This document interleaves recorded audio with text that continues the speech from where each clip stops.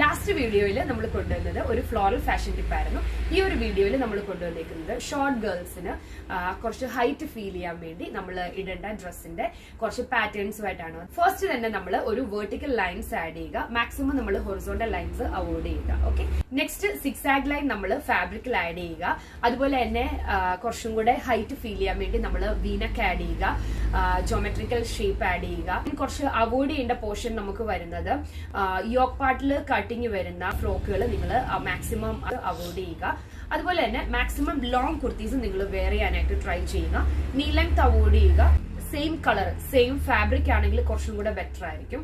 അല്ല നിങ്ങൾ ചൂസ് ചെയ്യുവാണെങ്കിൽ സെയിം കളർ ആണെങ്കിൽ കുറച്ചും കൂടെ നമുക്ക് ഹൈറ്റ് ഫീൽ ചെയ്യുന്നതാണ്.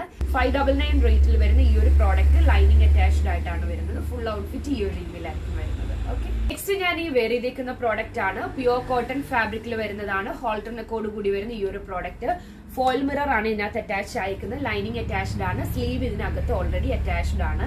34 ചെസ്റ്റ് സൈസ് മുതൽ XL അതായത് 42 ചെസ്റ്റ് സൈസ് വരെയാണ് നമുക്ക് ഈ ഒരു പ്രോഡക്റ്റ് പ്രസന്റ്ലി അവൈലബിൾ ആയിട്ട് വന്നിരിക്കുന്നത്. ഓക്കെ, നെക്സ്റ്റ് വൺ നമ്മൾ യോക്ക് പാർട്ടോട് കൂടി വരുന്ന ഒരു ഫ്രോക്ക് ആണ് കാണിക്കുന്നത്. 599 റേറ്റിൽ വരുന്ന ഈ ഒരു പ്രോഡക്റ്റ് നമുക്ക് കോട്ടൺ പ്ലസ് റിയോൺ ഫാബ്രിക്കിലാണ് വരുന്നത്.